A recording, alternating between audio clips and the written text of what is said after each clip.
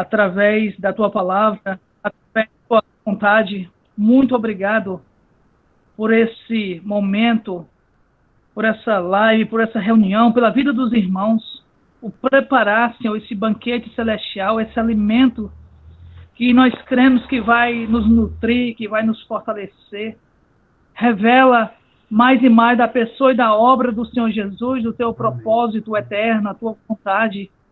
Que tu venha abrir nosso entendimento, gerando fé e gerando arrependimento nos nossos corações, para que nós venhamos a perseverar, para que nós venhamos crer de todo o nosso coração, nos render à tua vontade, submeter à tua vontade, Senhor. Fala conosco nessa noite, nós necessitamos de ouvir a tua voz, de ouvir a tua direção, Senhor.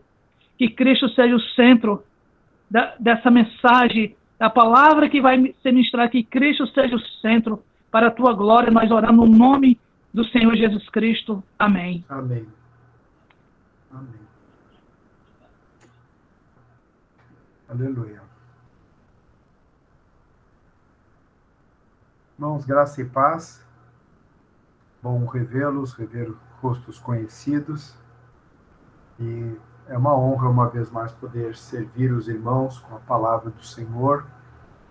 E como orou Márcio, né, nosso desejo, de fato, é ver mais o Senhor, é conhecer mais o Senhor. E por meio desse conhecimento, por meio da Escritura, sermos mais constrangidos pelo seu amor, desejarmos conhecê-lo mais, amá-lo mais, obedecer-lhe mais, sermos mais transformados à sua imagem. Nós contamos com a bênção do Senhor, enquanto nós consideramos a sua palavra. Nós já vimos nas 3 oportunidades anteriores, em que eu estive com os irmãos falando sobre Levítico, vimos um panorama geral do livro de Levítico, alguns tópicos importantes em todo ele. Nas últimas 2 reuniões, nós descemos um pouco mais e vimos 2 grandes temas no livro de Levítico, que é a santidade e o sistema de sacrifícios. E a partir de hoje, eu quero começar a tratar capítulo por capítulo.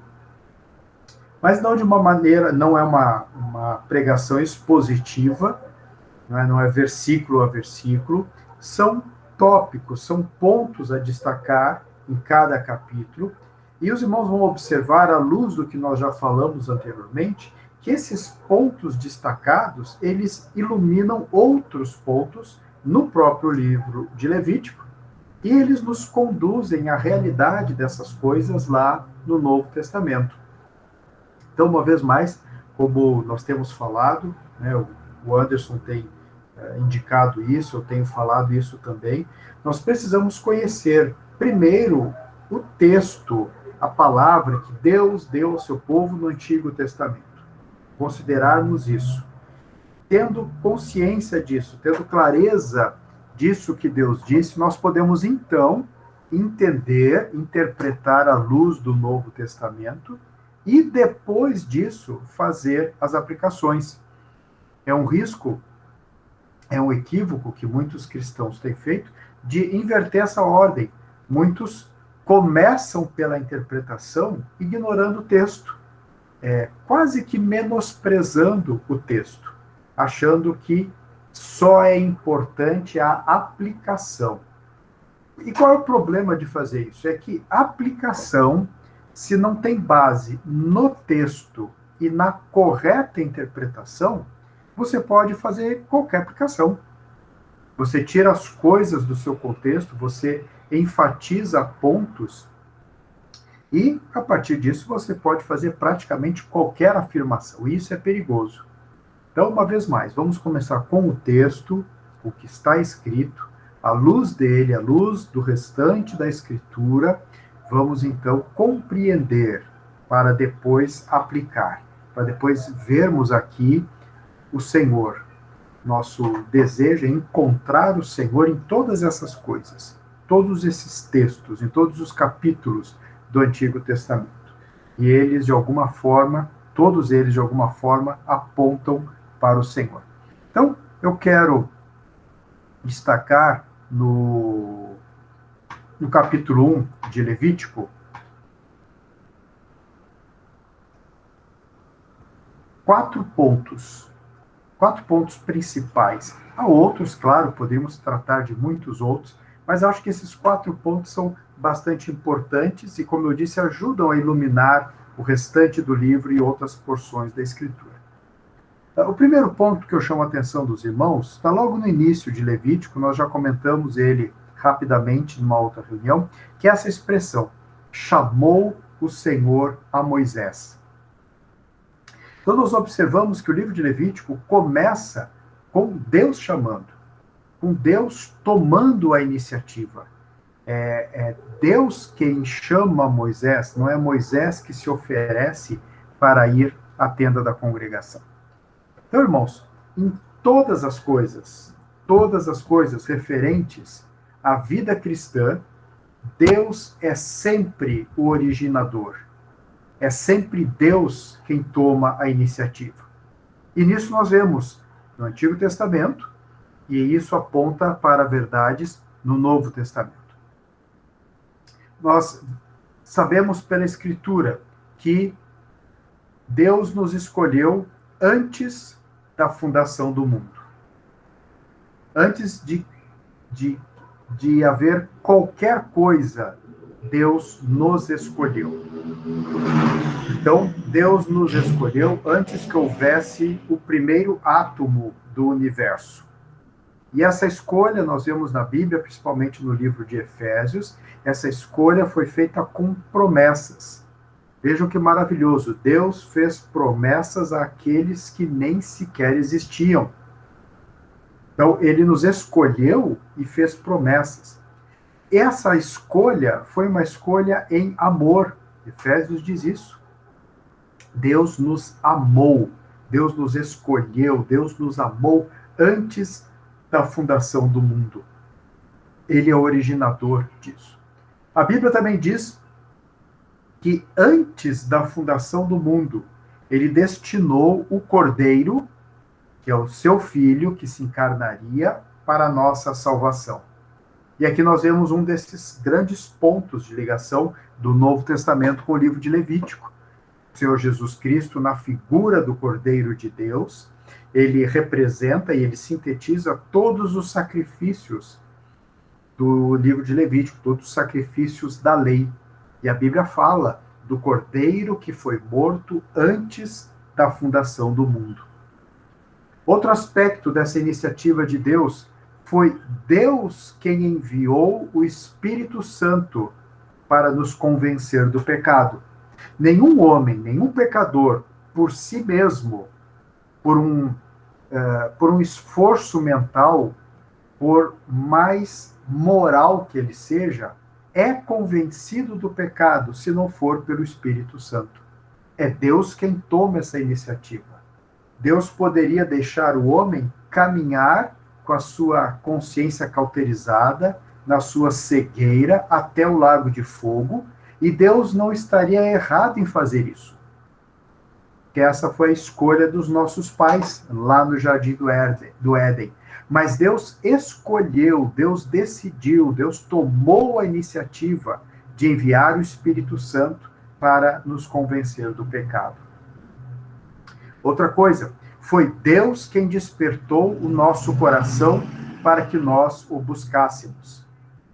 Paulo fala no livro de Romanos, no capítulo 3 principalmente, citando várias passagens do Antigo Testamento, que não há ninguém que busque a Deus. Essa é uma declaração séria, uma declaração definitiva. Não há ninguém que busque a Deus.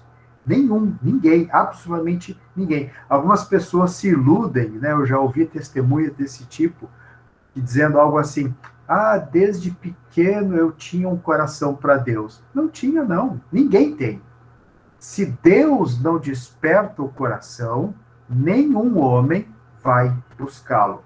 O modo como Deus desperta é variado. Há imensas possibilidades de Deus despertar alguém para buscá-lo. A Júlia Ramos, que entrou, é minha sobrinha. eu o convidei para participar, uma preciosa irmã. Então, Deus desperta o coração do homem pecador para buscá-lo. E se Deus não fizesse isso, nenhum homem o procuraria, nenhum homem o buscaria. Outra coisa, é Deus quem nos chama para ter comunhão com Ele e com o seu povo. É o que nós vemos aqui no chamamento do Senhor a Moisés. E chamou o Senhor a Moisés. Foi Deus quem tomou a iniciativa. Veja, estava tudo pronto. O tabernáculo estava pronto. A glória de Deus encheu o tabernáculo. Tá ok. Teoricamente, não haveria nada mais a ser feito. Estava ótimo. Mas Deus chamou a Moisés. Então é Ele que nos chama para comunhão com Ele mesmo e também para comunhão com o seu povo. Isso é um fato impressionante. João diz que uma das maneiras de nós sabermos que passamos da morte para a vida é porque amamos os irmãos. Imagino que todos os irmãos tenham experimentado isso. Depois de terem crido no Senhor, há um impulso interior, há uma inclinação interior espontânea para outros irmãos, para procurarmos o povo de Deus, para procurarmos filhos de Deus. Então, é Deus quem nos chama para essa comunhão. E um outro aspecto que nós vemos aqui claramente em Levítico, como nós já apresentamos na síntese das reuniões anteriores, é Deus quem nos orienta sobre como nós devemos viver de um modo agradável a Ele. E também é Ele quem nos capacita a viver desse modo. Observem, o padrão de Deus é muito elevado. Sede santos como eu sou santo. Não é? É uma ordem aqui no livro de Levítico. A pergunta espontânea é, mas como fazer isso? Deus dá os meios. Todas essas ordens a respeito de sacrifícios, do que fazer no caso de pecados, eram as instruções, era a capacitação de Deus para que o povo vivesse de modo puro e santo diante dele e uns com os outros. No Novo Testamento, nós temos a capacitação do Espírito Santo, temos a capacitação da vida de Cristo em nós, para atendermos o padrão de santidade exigido por Deus. Então, irmãos, quando o Senhor chamou a Moisés, todas essas coisas estão implícitas ali. A escolha de Deus desde antes da fundação do mundo, o seu amor, o fato dele ter destinado o seu filho, é porque havia um pagamento garantido que Deus pôde aceitar aquelas notas promissórias dos sacrifícios. Havia, por assim dizer, uma reserva financeira para suprir todas aquelas notas promissórias. Então, Deus é sempre o originador. É Deus quem toma a iniciativa. Cabe a nós apenas nos unirmos a Ele, agirmos junto com Ele, agirmos de acordo com as suas instruções, agirmos de acordo com os seus preceitos e a sua capacitação para nós vivermos de um modo santo, termos uma vida santa. Então, esse é o primeiro ponto que eu quero destacar em Levítico. Tenham sempre isso em conta. Em todo livro, os irmãos vão ver isso. Deus tomando a iniciativa. Deus orientando o seu povo. Deus capacitando e instruindo o seu povo. Um segundo tópico aqui no primeiro capítulo, que eu considero muito importante, nós também já o mencionamos rapidamente, está no final do verso 4, mas todo o verso 4 é importante para nós o entendermos. E porá a sua mão, aqui está falando do ofertante, daquele que traz o animal, e porá a sua mão sobre a cabeça do holocausto, para que seja aceito a favor dele, para a sua expiação. Eu quero falar sobre a expiação, mas o versículo todo é importante. E porá a sua mão, a mão do ofertante, sobre a cabeça do holocausto. Por quê? Desse modo ele estava se identificando com o holocausto, com aquela oferta, com aquele animal que seria morto e seria queimado diante de Deus. ele estava por assim dizer, se tornando um com aquele animal, para que seja aceito a favor dele. Então, é importante, é fundamental haver essa identificação, primeiramente, para que o animal seja aceito a favor do ofertante, para a sua expiação. Expiação. Nós mencionamos na última reunião que esse verbo, ou essa palavra no hebraico, muito importante, ela significa literalmente cobrir, especialmente com betume. Nós vimos que aquela mesma palavra usada lá em Gênesis 6, referindo-se quando Noé recebeu as instruções de Deus sobre a preparação da arca, que ela deveria ser coberta com betume, por dentro e por fora. Então, essa é a palavra expiar, expiação. Então, figurativamente, essa palavra significa espiar ou tolerar, aplacar ou cancelar, apaziguar, fazer expiação, limpar, anular, perdoar, ser misericordioso, pacificar, arremessar, no sentido de lançar fora, purgar, adiar ou fazer reconciliação. Todas essas coisas eram necessidades do ofertante. Por quê? Porque ele estava em dívida com Deus. Ele era um pecador. Era pecador. Ao pecado, Deus tem o direito de julgar com a morte. Foi dito lá no Jardim do Éden: no dia em que dele comeres, certamente morrerás. Então seria direito de Deus julgar imediatamente com morte o pecado, mas Deus cobre, Deus apazigua, Deus por algum tempo anula, ele perdoa, ele arremessa para longe aquele pecado por meio do sacrifício. Então essa é a ideia da expiação.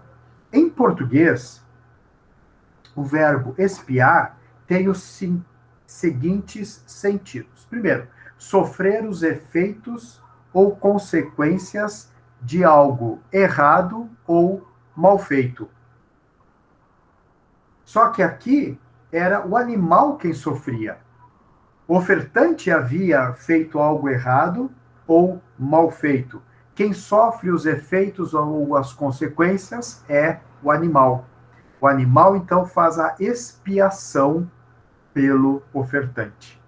Os irmãos já devem ter ouvido a expressão bode expiatório, não é? Quando você joga a culpa de qualquer coisa nas costas de alguém, normalmente o inocente, ele é um bode expiatório, ou seja, ele levou a culpa pelos outros, ele sofreu os efeitos daquilo que era errado. Um sentido antigo em português para expiar é tornar puro um lugar sagrado que foi profanado. E mais uma vez, o significado que se aplica à oferta feita por esse homem, por esse ofertante na tenda. Ele era o lugar sagrado, ele foi criado à imagem e semelhança de Deus. Ele não tinha pecado, mas depois que ele pecou, a maneira dele ser tornado puro era por meio de um sacrifício em seu lugar. Um sacrifício de alguém que assumisse, que sofresse os efeitos daquilo que era errado. Ou, outro significado ainda do verbo em português, é purificar-se de crimes ou pecados cometidos. Perfeito. É exatamente isso a expiação. Só que tudo isso era feito... Tudo isso era feito por meio de um sacrifício vicário. Eu tenho usado essa palavra, ela é uma palavra antiga, mas muito correta. Vicário significa substitutivo, aquele que está em lugar de outro. No ensino da língua portuguesa, esse termo, vicária, se refere a uma palavra que substitui outra. É daí que vem vigário. O primeiro sentido de vigário é esse, é um substituto, alguém que está em lugar de outro. Então, essa é uma palavra importante. Todo o animal fazia um sacrifício vicário, um sacrifício substitutivo, um sacrifício em lugar de. Ele sofria em lugar do outro. O animal era inocente, mas ele sofria as consequências da culpa e do erro do ofertante. E diz aqui que isso devia ser feito para que o animal fosse aceito a favor dele. Então, o animal precisava ser adequado para que fosse aceito em lugar do ofertante, para a sua expiação. A coisa não podia ser feita de qualquer maneira.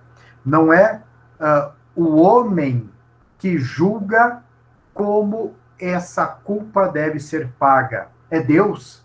É o legislador que diz como essa culpa deveria ser paga. Então, é o legislador que estabelece, que estipula que animais corresponderiam a quais pecados e de que forma isso deveria ser feito. Então, se o animal não fosse adequado, e se além disso o ofertante não se identificasse com o animal, ele mesmo, o ofertante, teria de pagar pelo pecado. E isso é feito com a própria vida. Então, por isso era importante que o ofertante seguisse as instruções de Deus, para ter certeza de que aquele animal foi aceito a favor dele. Isso indica também, irmãos, que ninguém nunca pode se aproximar de Deus em seu próprio nome ou pelos próprios méritos, chegando diante de Deus confiado na sua própria justiça. Não, sempre vai ser necessário o sacrifício de outro. E graças a Deus, na cruz do Calvário, nós temos o outro definitivo. Veja que na vida cristã, tudo depende de outro. Do início ao fim, tudo depende de outro. E nós somos aceitos por Deus, porque outro, com o qual nós nos identificamos pela fé, morreu em nosso lugar, fez a expiação em nosso lugar, sofreu os efeitos de algo errado, tornou puro o lugar sagrado, purificou-nos de crimes ou pecados em nosso lugar. Então, essa palavra expiação, irmãos, é uma palavra central nas Escrituras, central no plano da salvação. Sempre que nós lermos expiação, nós devemos lembrar disso, que é um pecado cometido, há uma pena a ser paga por esse pecado, que nós somos incapazes de pagar e que alguém morreu em nosso lugar. Irmão, só um instantinho que eu estou recebendo uma ligação. Deixa eu só avisar a pessoa que eu não posso atender.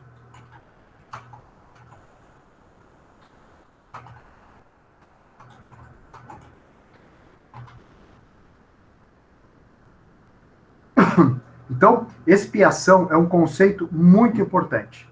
Nós devemos sempre mantê-lo em mente ao ler o livro de Levítico, na verdade, ao ler a Bíblia toda.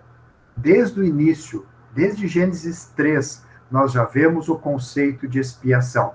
E nós vamos encontrá-lo, irmãos, curiosamente, nos últimos 2 capítulos da Bíblia.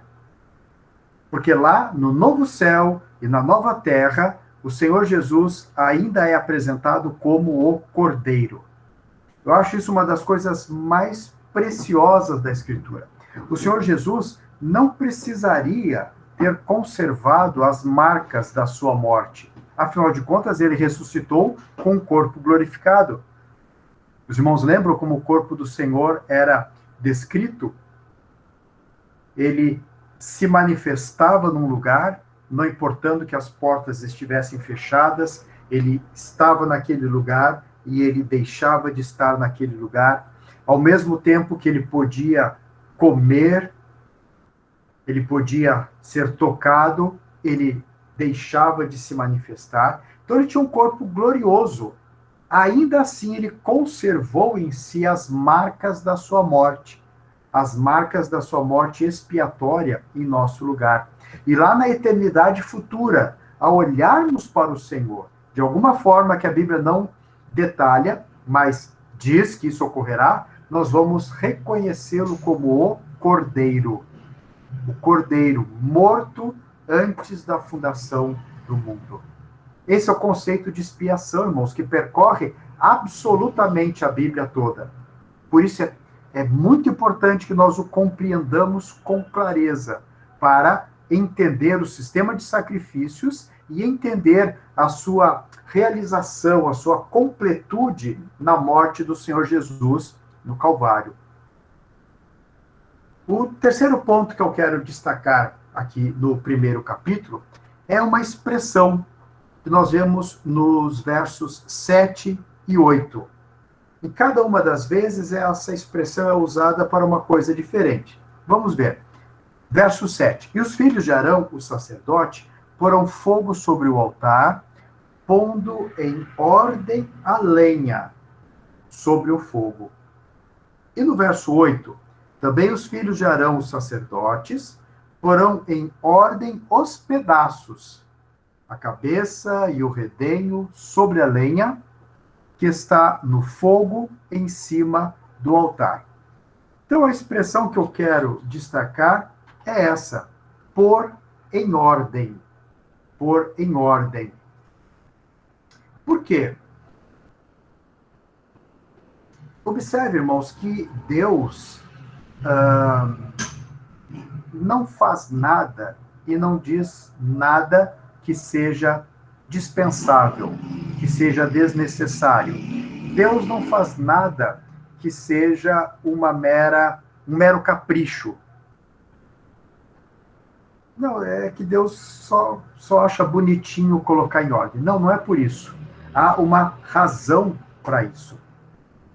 Então, essas duas coisas que precisam ser colocadas em ordem, elas tinham uma razão ali, em Levítico, e tem uma razão prática para nós.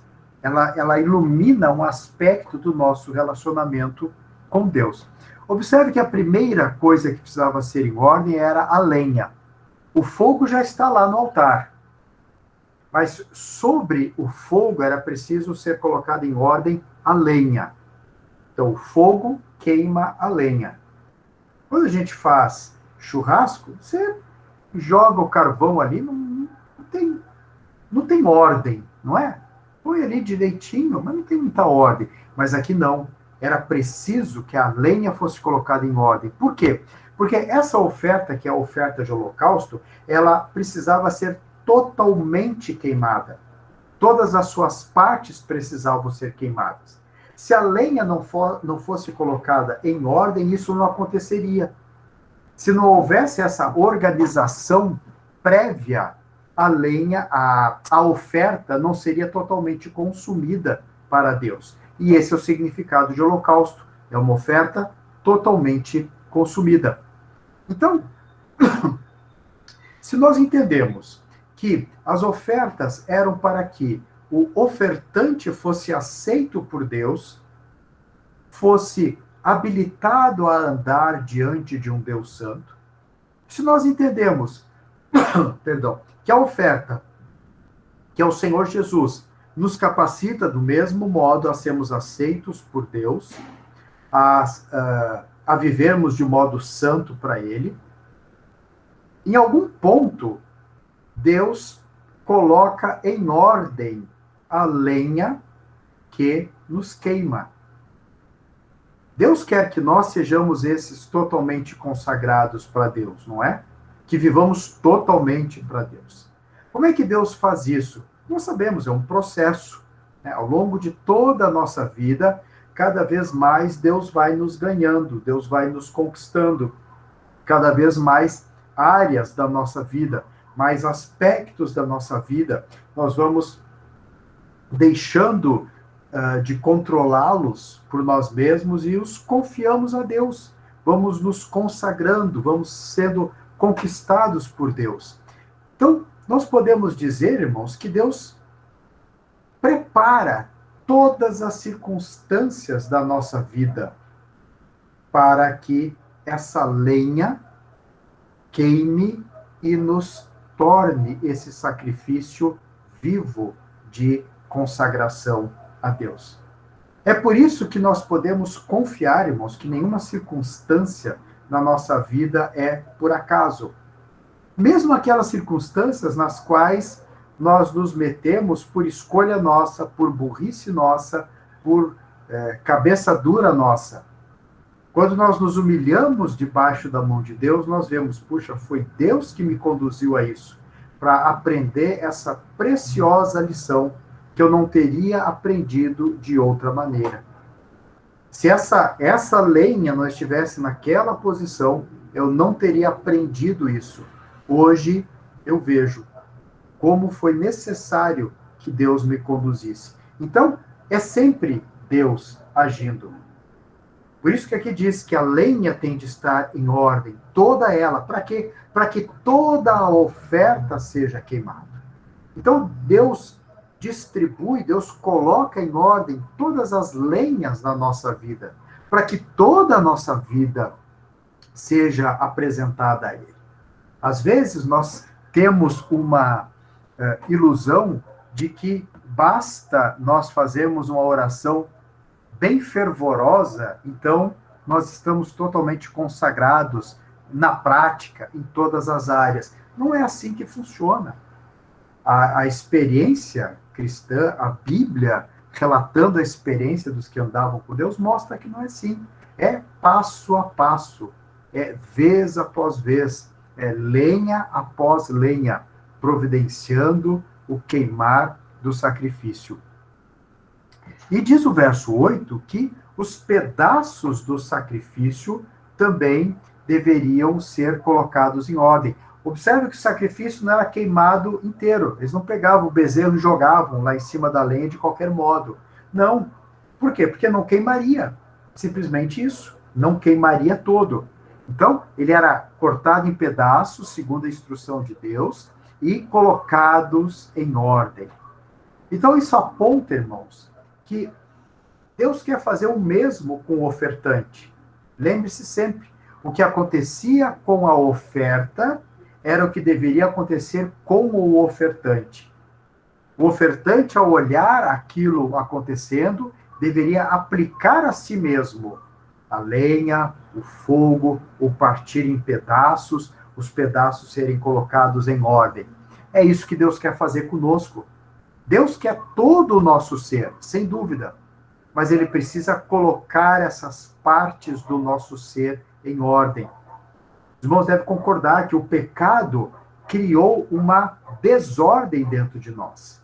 Não é? Nós somos seres desordenados, seres desorganizados. As coisas não seguem uma escala de valores de acordo com Deus.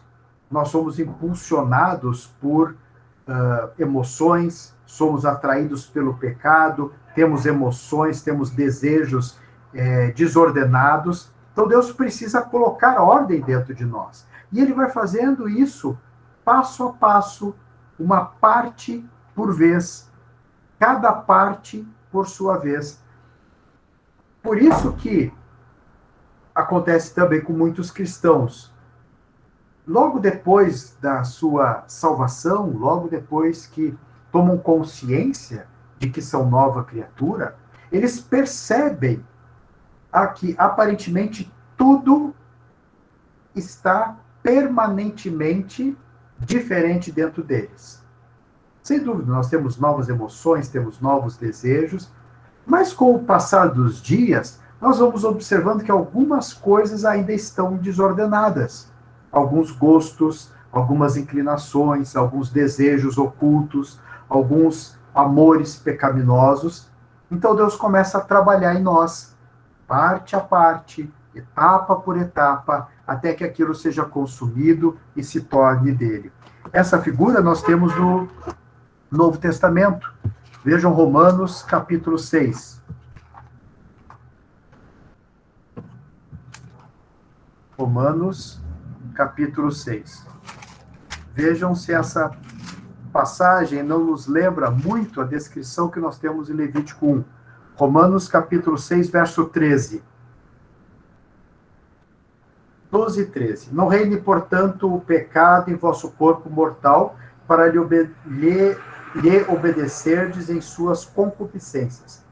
Nem tampouco apresentei os vossos membros, ou as vossas partes, ao pecado por instrumentos de iniquidade, mas apresentai-vos a Deus, como vivos dentre mortos, e os vossos membros a Deus, como instrumentos de justiça. Percebem a ideia lá de Levítico 1? Parte a parte, membro a membro. Nós não estamos mais sob o domínio do pecado, mas para que isso se torne real na nossa vida toda, nós não podemos permitir que ele reine no nosso corpo mortal. E como é que a gente faz isso? Não apresentando os membros ao pecado e apresentando os membros, a nós mesmos, como vivos a Deus.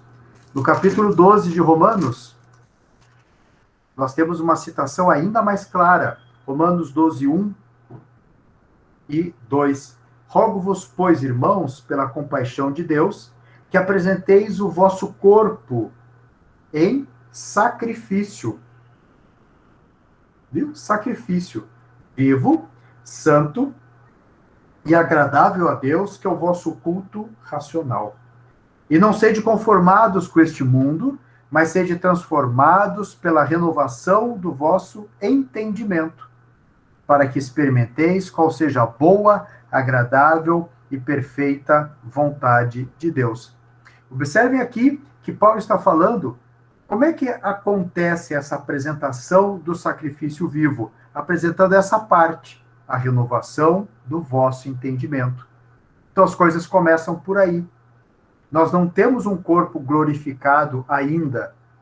Então, para que o nosso corpo obedeça aos impulsos santos da vida de Cristo em nós, começa pela necessidade da renovação do nosso entendimento. Nós temos que apresentar essa parte de nós para ser consagrada, para ser consumida pelo fogo. Em 1 Tessalonicenses, temos mais um exemplo disso, dessa ideia, no Novo Testamento. 1 Tessalonicenses 5, 23. E o mesmo Deus de paz vos santifique em tudo, e todo o vosso espírito e alma e corpo sejam plenamente conservados irrepreensíveis para a vinda de nosso Senhor Jesus Cristo. Cada parte de nós tem de ser conservada e irrepreensível. E isso é feito parte por parte, pedaço por pedaço. Isso também mostra, irmãos, esse pôr em ordem, que Deus é um Deus de ordem. Ou seja, ninguém pode servir a Deus ou aproximar-se dele de qualquer maneira. Essa é uma outra ideia que passa todo o livro de Levítico e toda a Bíblia, e que ela é muito ignorada por cristãos modernos, que falam assim: o que importa é o coração. Cada um tem o seu jeito de se relacionar com Deus. Não, não é isso. Tem de ser em ordem. Ninguém pode servir a Deus ou se aproximar dele do jeito que quer. O meu jeito é assim. Não, tem que ver se esse é o jeito de Deus. Aos judeus não foi dado o direito de criarem um novo jeito de se aproximar por Deus. Eles não podiam pegar o animal e jogar na lenha de qualquer maneira. Eles nem sequer poderiam levá-lo até o altar. Eles impunham as mãos e entregavam o animal para o levita apresentá-lo. Eles não podiam dispensar o levita com a intenção de que eles soubessem melhor como agir ou que se achassem melhores do que os levitas. Não, de modo algum. Eles tinham de se submeter à orientação de Deus. Nós vemos isso naquela prescrição no Novo Testamento, em 1 Coríntios, capítulo 14. 1 Coríntios 14, verso 33 primeiro. Porque Deus não é Deus de confusão. Deus não é Deus de confusão. Né? A palavra significa tumulto ou inquietação. Não é com tumulto. Deus não é de confusão. É um Deus de paz.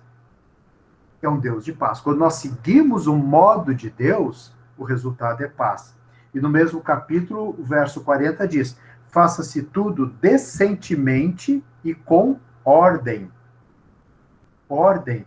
A espontaneidade, irmãos, não significa que nós possamos agir sem ordem, ou seja, sem os preceitos de Deus, sem o modo de Deus. Ordem não significa, como muitos apregoam, que é amarrar o espírito, é tirar a liberdade do espírito, é impedir que o espírito se manifeste. Nada disso.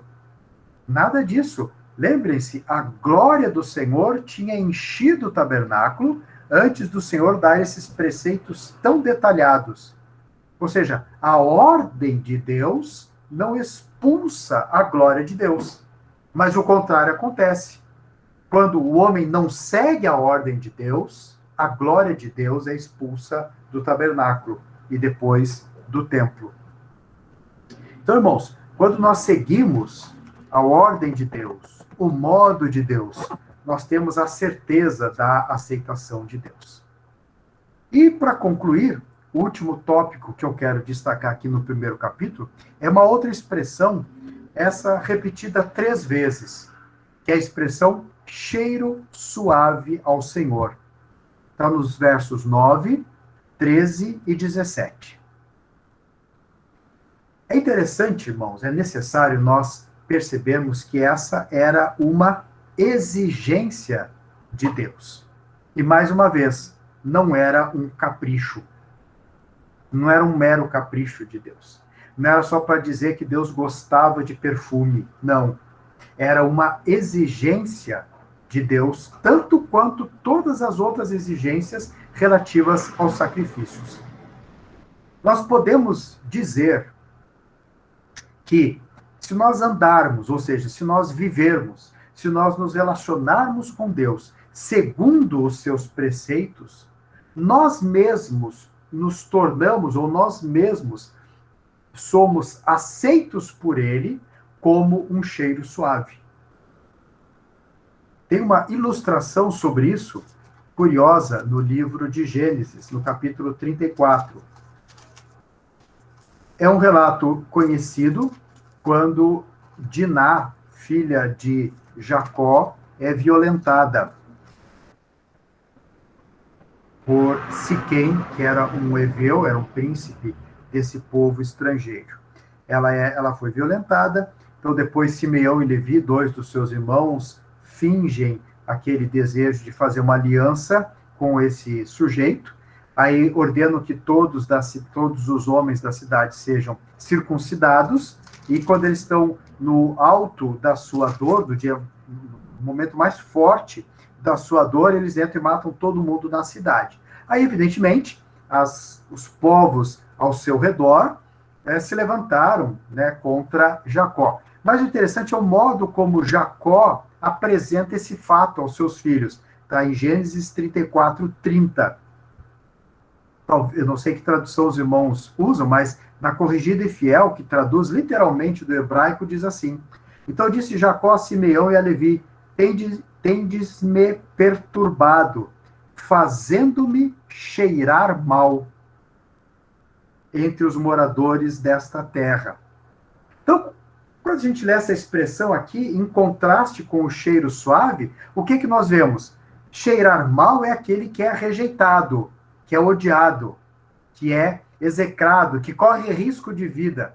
Agora, o cheiro suave é daquele que é aceito, daquele que está reconciliado com Deus, daquele que se apresentou diante de Deus de acordo com as exigências de Deus.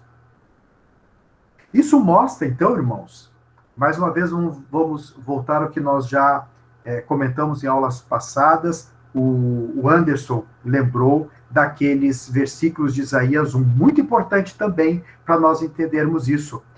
O sacrifício por si só, não era suficiente para ser um cheiro suave.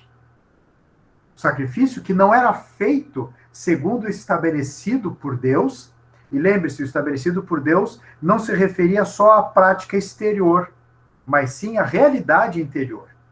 Deus não precisava de sacrifícios de animais. No Salmo 51, Davi diz isso, que se Deus quisesse sacrifício, ele dava. Mas não era isso que Deus queria. A necessidade primeira era uma necessidade interior, uma necessidade do coração. No livro de Esdras, capítulo 6,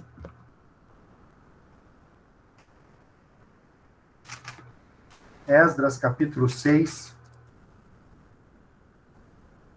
verso 10.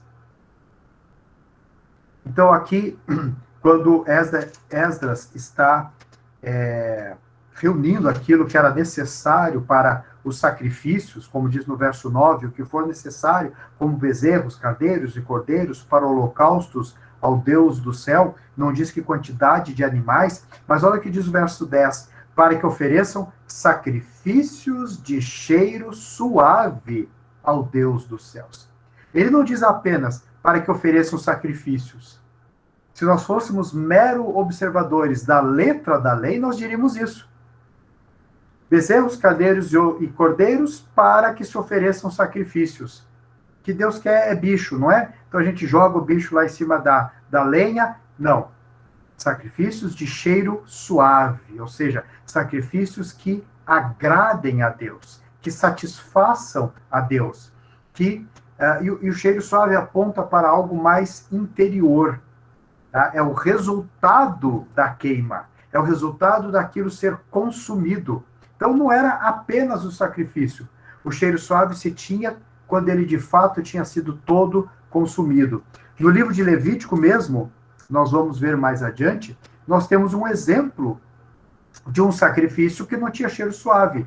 No capítulo 10, aquela cena em que Nadab e Abiú, filhos de Arão, 10:1, tomaram cada um seu incensário e puseram neles fogo e colocaram incenso sobre ele e ofereceram fogo estranho perante o Senhor, o que não lhes ordenara.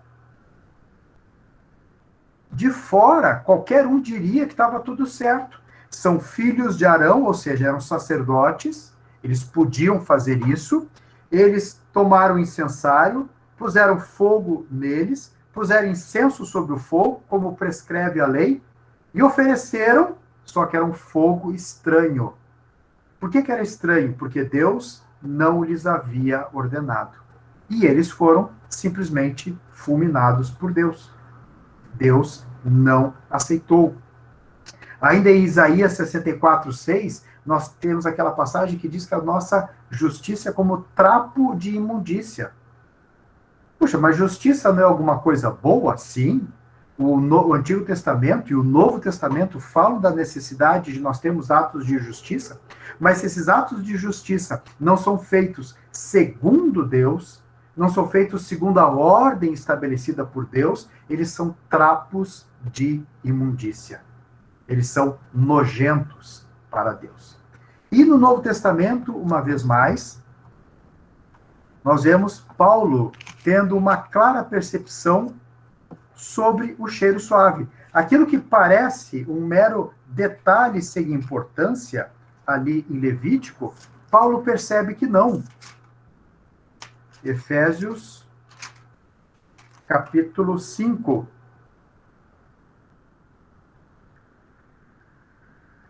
Efésios, capítulo 5, versos 1 e 2. Sede, pois, imitadores de Deus como filhos amados, e andai em amor, como também Cristo vos amou, e se entregou a si mesmo por nós. Vira aqui o sacrifício vicário expiatório, em oferta e sacrifício a Deus, em cheiro suave.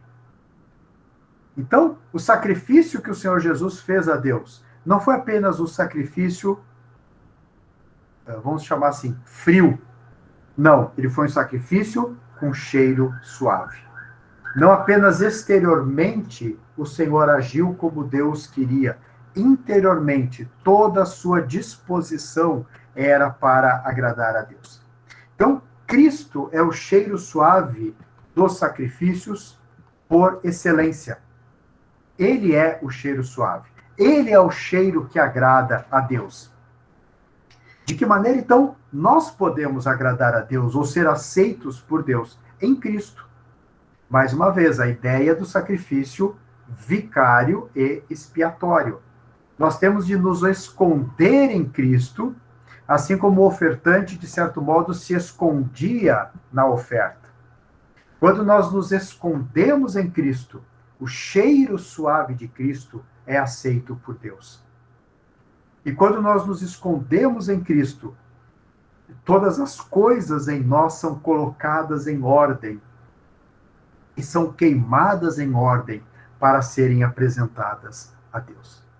Então, irmãos, nós vimos nesses 4 tópicos, 4 elementos importantes que vão nos ajudar a compreender todo o sistema sacrificial e também toda a vida do povo santo de Deus no livro de Levítico. E como nós vimos, todos eles têm relação muito clara e direta com a nossa vida cristã. Amém.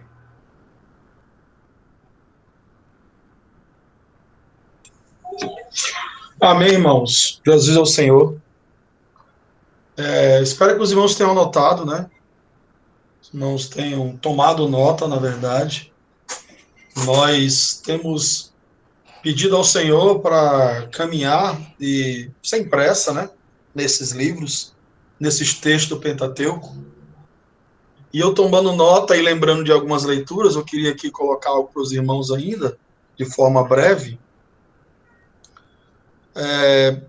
Os irmãos que estavam ou ouviram a reunião passada pelo vídeo, lembram das 2 ou 3 vezes que nosso irmão tem chamado a atenção? Nós temos visto diante do Senhor a importância disso. Quando o Senhor diz chamou, né, alguns irmãos acreditam que no hebraico a palavra boa, talvez uma palavra interessante aqui, seria que o Senhor conclamou todos a vir. E todos são chamados a vir, né, irmãos? Nós que percebemos Nós, quando eu digo, irmãos, aqueles irmãos que percebem nas Escrituras o sacerdócio livre dos santos. Levítico chama todos podem vir sacrificar, oferecer ao Senhor o seu serviço. E a gente, foi bom, irmão Francisco, ter iniciado a partir daí, porque relendo o primeiro capítulo, mesmo tendo isso, né, em consideração, nós entendemos que todos podem vir ofertar, e eu digo aos irmãos que o que ganhou meu coração hoje da palavra que foi trazida pelo nosso irmão, enriquecendo mais ainda, é que todos são chamados sim ao serviço, desde que obedeçam aquilo que está estabelecido, né? Muitos irmãos esquecem desse princípio levítico, digamos assim. Todos são chamados a servir. Porém, todos precisam obedecer ao que disse aquele que o chamou. Não é de qualquer forma, não é de qualquer jeito. Por isso nós chamamos, por isso que nós dizemos que o livro nos ensina que nós somos chamados à santidade, a como devemos nos aproximar diante dele. E eu anotei aqui, interessante, diante do que ele estabelece, eu lembrei de Romanos 12:1, né? Apresentei-vos, a gente já falou sobre isso. Apresentai-vos, né, diante do Senhor como sacrifício vivo, santo e agradável a Deus, que é o vosso culto racional. Alguns irmãos, não sei se todos, concordam que a melhor palavra ali, tradução do grego, seria que é o vosso serviço racional.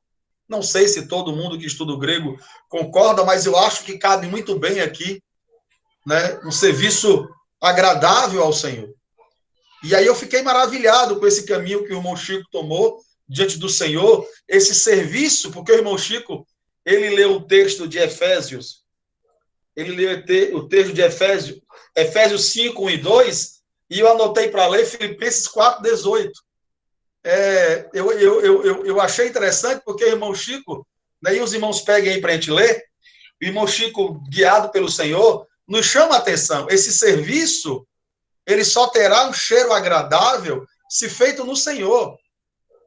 E o irmão Chico colocou, né, o texto lá, Paulo reconhecendo que o sacrifício de Cristo teve cheiro suave. Por quê? Porque Cristo obedeceu ao Senhor, irmãos. Fez tudo o que o Pai queria. Mas eu também quero ler esse Filipenses 4,18, porque Paulo vai reconhecer em outro irmão esse cheiro suave. É um serviço de um irmão. É rico, né? Reconhecer o serviço. É rico reconhecer o serviço do Senhor como cheiro suave. Aí alguém poderia dizer, mas isso é o Senhor. O Senhor é o Rei da Glória. O Senhor é um corpo além do normal. E algumas bobagens que podem ser ditas. Mas eu gosto quando Paulo também, o Senhor me levou a ler essa semana, quando Paulo reconhece esse serviço que ele reconhece em Efésios do Senhor. E agora ele vai reconhecer perante a Assembleia em um irmão que nem é muito, né? Um nome meio estranho, Epafrodito, um nome que nem seria nome de pregador, né? Não seria, quem é que ele colocaria nome no CD, irmão Epafrodito? Ninguém talvez ia até esconder o nome, mas o Paulo, irmãos, o Senhor, né? Não o Paulo, porque o Paulo não faria isso, o Senhor faz questão que o Espírito registre o mesmo reconhecimento que foi dado a Cristo pelo seu serviço é dado ao simples irmão. Ele não é Apolo, ele não é Pedro, ele não é esses nomes que nós gostamos de citar. Não foi porque ele fez um grande sermão, ou curou, ou ressuscitou alguém. Não foi por isso. Alguns podem relacionar o serviço somente a isso, né? Ao discurso, aos mestres, aos doutores, aos grandes pregadores, aos Billy Grahams da vida, aos Stephen Cole, aos Christian. Mas não. O irmão Paulo, pelo Espírito, volto a dizer, falando sobre o serviço de um irmão, ele diz o seguinte, eu vou pegar a partir do versículo 15. E bem sabeis também, ó Filipenses, que no princípio do evangelho, quando parti a Macedônia, nenhuma igreja comunicou comigo com respeito a dar e a receber, senão vós somente, porque também, uma e outra vez, me mandaste o necessário a Tessalônica. O necessário, viu, irmão? Muitas vezes só vai vir o necessário. Mas não é o assunto. Não é o assunto agora, né? Isso é só para os irmãos que gostam de teologia da prosperidade, para compreender que muitas vezes só será lhe dado o necessário. Nada mais do que isso. O necessário. Não porque procure dádivas, mas procuro o fruto que cresça para a vossa conta. Mais bastante tenho recebido e tenho abundância. Cheio estou depois que recebi de Epafrodito, o que da vossa parte me foi enviado como cheiro de suavidade e sacrifício agradável e aprazível a Deus. Irmãos, é a melhor palavra que eu encontro no meu vocabulário pequeno, mas é para se emocionar um texto desse. É para ficar assim com os olhos marejados pelo Espírito Santo. Me perdoe mais uma vez a linguagem pequena, gastar o seu tempo registrando o serviço de um irmão Epafrodito para Paulo. E Paulo chamando a atenção do serviço daquela igreja, e Paulo reconhecendo que atender um irmão em sua necessidade, mesmo com o que lhe era necessário, isso é cheiro suave ao Senhor, isso sobe aos céus, isso é agradável. Talvez nós, ao estudarmos Levíticos e a ouvirmos os sacrifícios, pensemos em grandes sermões, grandes cruzadas, grandes assembleias ouvindo a nossa gloriosa palavra e tanta coisa. Mas o Senhor pode estar apenas pedindo que você visite os órfãos e as viúvas, leve uma cesta básica para o irmão vizinho da tua casa que está precisando de alimento, ou leve ele para o local de reunião porque ele vai com a família toda de ônibus e você nunca ofereceu um carro para levar ele, e tantas outras coisas, irmãos. Talvez o Senhor queira receber este cheiro suave e você está trabalhando para outro que não é suave para ele, ele não está recebendo. Então, que o Senhor nos ajude. Porque eu anotei aqui, irmãos, que eu anotei isso aqui para mim, viu, irmãos? Não foi para ninguém, não, para mim. Que o Senhor nos guarde, quando o irmão Francisco estava falando, de aprender a organizar a lenha, aprender a conhecer que tipo de animal serve para que tipo de pecado, aprendermos que louvor deve ser cantado na hora que aquele animal for sacrificado, aprendermos qual é o texto que deve ser lido quando partimos o pão, aprendermos qual é o cântico que deve ser cantado, que combina com aquele pão ou com aquele vinho, mas não encontrar em nós um coração correto e um espírito correto para fazer. Porque tudo isso nós podemos aprender, irmãos. Tudo isso nós podemos aprender. Nós podemos aprender o que é a mesa, o que é o sangue, o que é o pão, qual cante o cantar. Nós podemos aprender essas formas todas, ao ponto de como, do período de Jesus, encontrarmos pessoas andando com aqueles filactérios grudados na cabeça, no braço, e continuarmos sendo sepulcro caiados que nada tem dentro. Então, que o Senhor nos ajude a entender a essência, né? A essência. Porque aprender a forma não é difícil, mas entender a essência. Então, eu fiquei muito maravilhado com o que o Senhor colocou. E só a nível de, talvez, curiosidade histórica, eu pesquisando por que animal macho. E aí alguns irmãos colocam, pode ser porque aquela sociedade era patriarcal, pode ser. Mas pode ser também por uma questão prática. O animal macho e não a fêmea, ela além de dar o leite, ela também produzia filhotes. Então o Senhor pode também somente estar sendo prático. O animal macho, porque o animal fêmea dá leite, produz filhotinhos, então sacrifica o macho. E pode ser também por uma simbologia de uma sociedade que tinha sim e tem a figura do homem ali como cabeça. É um dado histórico que pode não ter muita relevância, mas nos dias atuais que a Bíblia é tão atacada de tantas coisas, vale a pena você fazer o seu registro aí. Então, que o Senhor nos ajude, irmãos, a caminhar, olhando para Levítico, entendendo que tudo isso que o Senhor tem para nós. Eu acredito e espero que o coração dos irmãos esteja se despertando nesse caminho. Ao olharmos para Levítico, não vermos somente formas de fazer as coisas, porque talvez alguns métodos ou metodistas ou outros irmãos só conseguiram enxergar isso. E se nós só enxergarmos formas, não veremos a vida. E graças ao Senhor, o Senhor tem caminhado, tocando de forma peculiar em nosso coração, irmãos. Mostrando que aprender é interessante, é preciso. Ver o que isso tem a ver com aquilo é muito precioso. Eu lembro que a primeira vez que eu ouvi falar sobre a ceia, o irmão Delcio Meirelles colocou que para ele a ceia é como uma grande peça de teatro que vai pegando desde a encarnação do verbo, passando pela sua vida, pelo seu sofrimento, e entra na sua morte, e depois a sua ressurreição, e tudo isso é muito lindo, irmão, sinceramente, é muito lindo. Não estou dizendo que não há necessidade de aprendermos isso. O problema é que não desejamos ser uma assembleia que aprendemos tudo isso, mas ao partirmos o pão, não vemos nada disso, não temos nada disso. Até sabemos explicar sobre isso, mas não sabemos o que isso significa de vida para nós. Então, que o Senhor nos guarde. Nós não queremos aprender a explicar as coisas, nós queremos entendê-las para vivenciá-las. É isso que nós queremos. Senão, nós vamos chegar no máximo aonde bons teólogos chegaram, e nós não queremos isso. Nós queremos ir um pouco mais além, que o Senhor nos guarde. Eu quero agradecer, irmãos, antes de o irmão Francisco pode querer considerar mais alguma coisa, ou outro irmão, eu quero agradecer a presença das irmãs, né, a irmã Júlia, a irmã Silvaneide, a irmã Elita, e outras irmãs que entraram e saíram, dizer que as irmãs são muito bem-vindas em nosso meio, juntos aqui aprendemos a palavra, algumas localidades esse vídeo está chegando, o irmão Disney aí, que é um aluno de teologia, né, um irmão que gosta muito da palavra, está aí conosco, e o Silvio, né, de Salvador, e os irmãos aqui da localidade.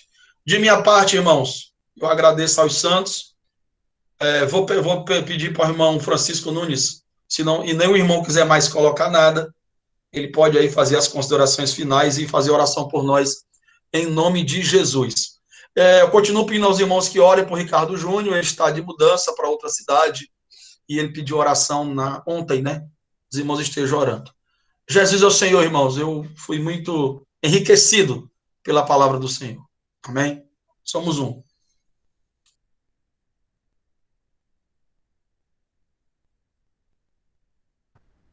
Amém. Graças a Deus por esse tempo que o Senhor nos concedeu de considerarmos a sua palavra. E é isso.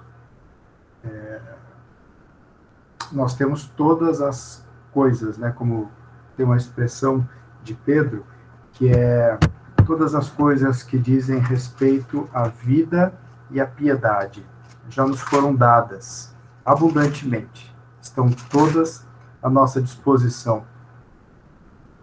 2 de Pedro 1,3, visto como o seu divino poder nos deu tudo o que diz respeito à vida e à piedade. Deu tudo. Então nós temos tudo o que é necessário para a vida com Deus, a vida cristã e a piedade, que é esse viver prático com Deus.